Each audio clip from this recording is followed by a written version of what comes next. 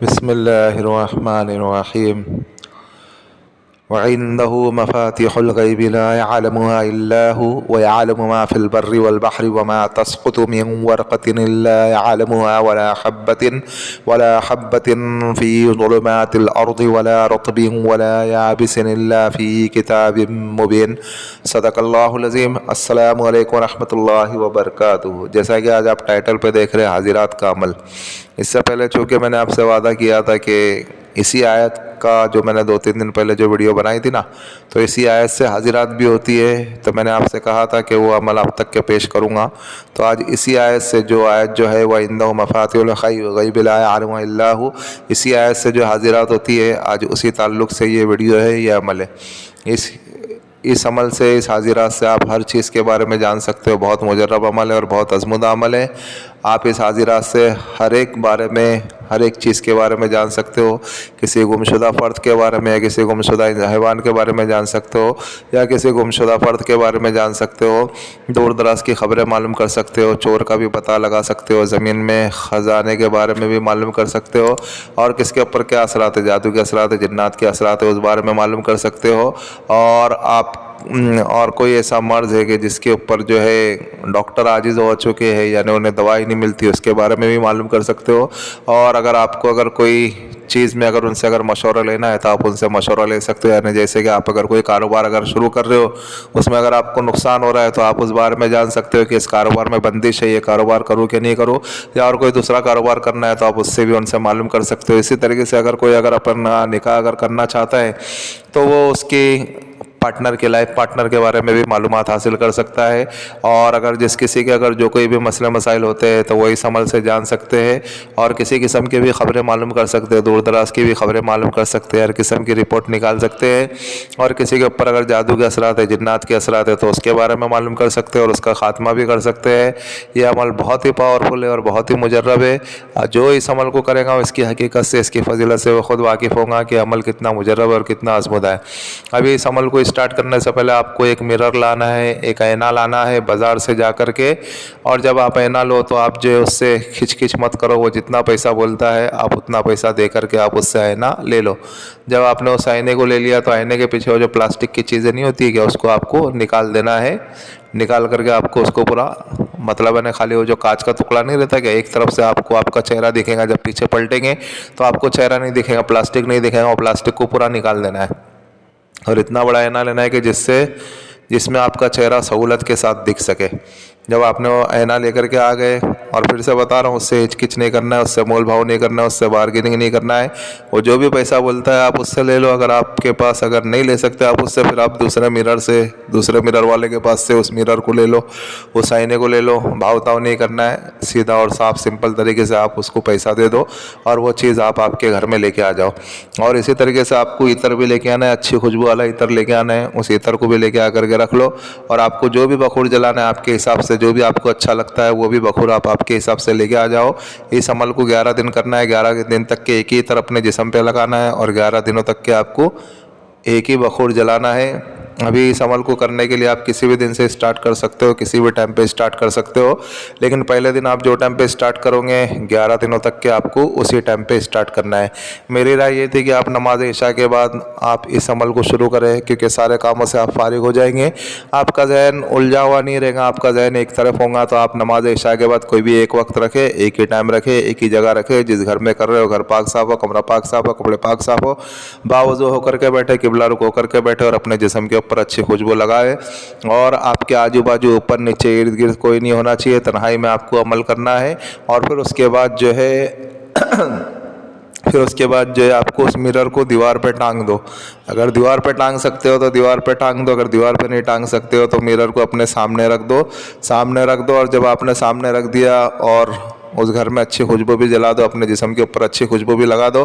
फिर जब आप किबला रुख होकर के बैठेंगे फिर आप आपका इशार करें। इशार करने का तरीका क्या है कि आपको अव्वल आखिर 3 मरतबा दरूद इब्राहिम पढ़ना है, और फिर उसके बाद 3 मरतबा सूरह फातिहा पढ़ना है, फिर चारों कुल को 3 मरतबा पढ़ना है, और फिर आयतुल कुर्सी को 3 मरतबा पढ़ना है। और फिर उसके बाद किसी चौक के ऊपर, किसी मार्कर के ऊपर, किसी छुरी के ऊपर, किसी चाकू के ऊपर या शहादत की उंगली के ऊपर या कील के ऊपर आप दम करें, उसके ऊपर फूंक मारे और फिर अपना बड़ा हिसार लगावे, बड़ा दायरा लगावे, खूब बड़ा दायरा लगावे और उसमें आप बैठ जावे। ये हो गया ज़मीनी हिसार। इसी तरीके से आप आपका जिस्मानी हिसार भी करें।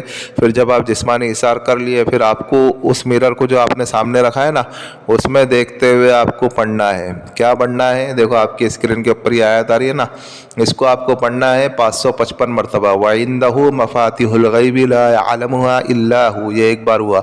वइंदहु मफातिहुल गैबि ला यअलमुहा इल्ला हु।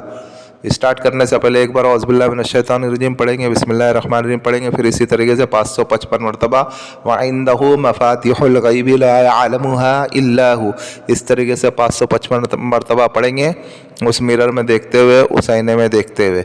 जब आपका 555 मरतबा ये अमल हो गया, फिर ये एक दिन का अमल आपका कंप्लीट हो गया, फिर दूसरे दिन भी इसी तरीके से करेंगे 11 दिनों तक के, यानी 11 रातों तक के या 11 दिनों तक के, जो भी आप कह लो। आप अगर रात में अमल कर रहे हो तो 11 रातों कहेंगे, आप अगर दिन में अमल कर रहे हो तो 11 दिनों तक कहेंगे। 11 रातों तक के जब आप इस अमल को कर लेंगे तो आप इस अमल के आमिल हो गए। फिर आपको 11वीं रात में हाजिरी नहीं करना है। फिर जब 12वीं रात आएंगी फिर 12वीं रात में आपको उसी मिरर को अपने सामने रखना है और सामने रख करके अपने जिस्म के ऊपर अच्छी खुशबू लगाना है। और फिर उसके बाद जो है आपको 2-4 अगरबत्ती भी जला सकते हो तो जला लेना। फिर आपको क्या करना है करके, इसी आयत को आपको वइंदहु मफातिहुल गैबि ला यअलमुहा इल्ला हु, इसको आपको 101 मरतबा पढ़ना है उसी मिरर में देखते हुए, उसी आईने में देखते हुए। जिस आईने के ऊपर आपने 11 दिनों तक के अमल किया ना, उसी आईने में आपको देखते हुए 101 मरतबा पढ़ना है। जब आप 101 मरतबा पढ़ेंगे, फिर उसमें जो है आपको जो एक साफ मैदान दिखाई देना शुरू होगा। फिर साफ मैदान दिखाई देना शुरू होगा, फिर आपके सामने जो है एक बुज़ुर्ग हाजिर हो जाएंगे। वो वाइट जब्बा पहने होंगे या कुर्ता पैजामा पहने होंगे। उनके सर के ऊपर जो है पगड़ी होंगी सब्ज़ कलर की और हाथ में आसा होगा। और फिर वो सलाम कर ले या फिर आपको दिखे तो आप सलाम कर ले। जब सलाम कलाम हो जावे, फिर उसके बाद जो आप आपके मसले मसाइल, आपके जो भी पूछना है, जो भी पूछेंगे आप, तो वो आपको बताएंगे। बाकायदा आपके कान में आवाज़ आ जाएंगी। अगर बताएंगे, अगर आपके समझ में नहीं आ रहा तो अगर बोलेंगे लिख करके बताओ तो लिख करके बता देंगे। अगर लिखने के बावजूद भी अगर समझ में नहीं आ रहा है तो फिर आप बोलो कि कोई ऐसी आसान तरकीब बताओ जिससे हम समझ ले। वो आपको आपकी ज़बान के अंदर ही समझाएंगे, दूसरी ज़बान में नहीं समझाएंगे। सारी चीज़ें आपको बाकायदा समझ में आ जाएंगी। आप जो चीज़ के बारे में मालूम करना चाहते हो वो चीज़ आप इन बुज़ुर्ग से मालूम कर सकते हो। जब आपका ये चीज़ें हो गई, फिर वापस से जब इनको रुखसत करना है, फिर आपको कहना है अस्सलाम वालेकुम रहमतुल्लाहि व बरकातहू। अभी आप जा सकते हो। जिस वक्त हमें आपकी ज़रूरत होगी फिर हम वापस आपको बुलाएंगे, उस वक्त आप हाजिर हो जाना। ऐसा आपको ज़रूर कहना है। आप अगर नहीं कहते हो तो फिर हाज़िरी एक बार हाजिर होती है, फिर दोबारा हाज़िरी नहीं होती है, समझे। ऐसा आपको हाज़िरी से कह देना है ताकि वो बाद में वापस हाजिर हो सके। फिर उसके बाद जो है ये अमल के आप आमिल बन गए। फिर आप इस अमल को बरकरार रखने के लिए रोज़ाना 11 मरतबा इसी आयत को पढ़े। फिर आप कभी भी पढ़ सकते हैं। अमल करने के लिए वक्त मुतय्यन होता है। जब अगर आमिल हो जाते हैं तो आपकी उससे ये सारी चीज़ों की पाबंदी हट जाती है। फिर आप किसी भी वक्त किसी भी टाइम इसको 11 मरतबा पढ़ सकते हो। और एक बात और बता दूँ, बहुत से लोगों से ये गलती होती है करके फिर बता दूँ, आपका जो बखूर होता है और जो इतर होता है, और कभी अगर बखूर जलाने के लिए माचिस हो या लाइटर हो, वो सब हिसार के अंदर ही होना चाहिए, हिसार के बाहर नहीं होना चाहिए। क्योंकि ऐसा 1-2 बार हो चुका है, 2-3 जन को नुकसान हो चुका है। तो इसके लिए बता रहा हूँ, ये चीज़ें जो है आपको आपके हिसार के अंदर ही रहना चाहिए।